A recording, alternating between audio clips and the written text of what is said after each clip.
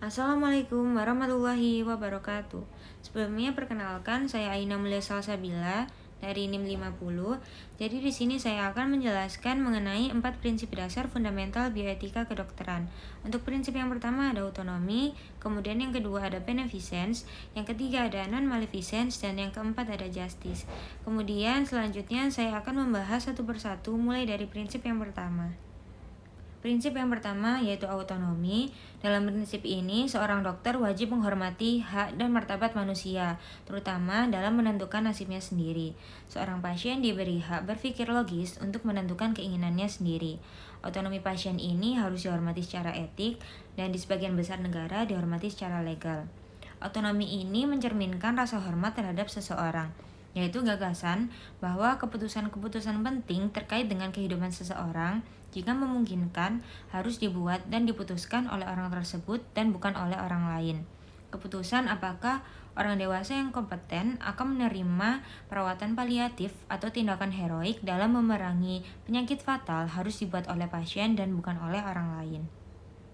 Prinsip yang kedua yaitu beneficence. Beneficence adalah prinsip bioetik, di mana seorang dokter melakukan tindakan pada pasien dalam berusaha untuk mencegah atau menghilangkan bahaya pada pasien.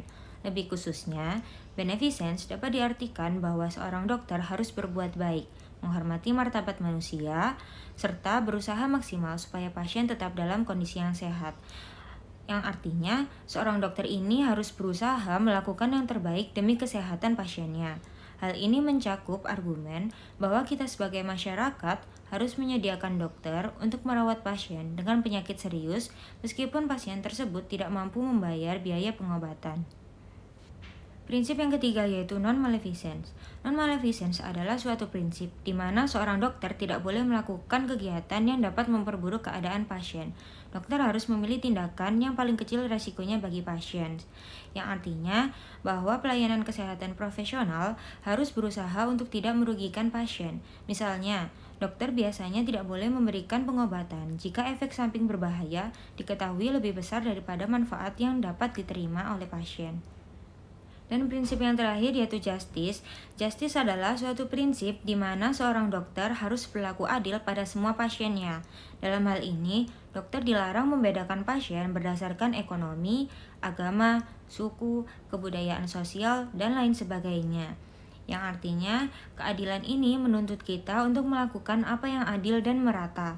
Banyak yang berpendapat bahwa berbeda dengan barang konsumsi mewah, setiap orang harus menerima layanan kesehatan yang layak, terlepas dari kemampuan membayarnya.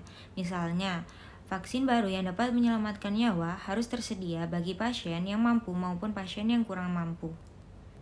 Masing-masing prinsip ini mungkin tampak cukup mudah, namun ketika dua atau lebih pertimbangan tersebut bersaing, penafsiran dan penerapan prinsip-prinsip ini menjadi cukup rumit.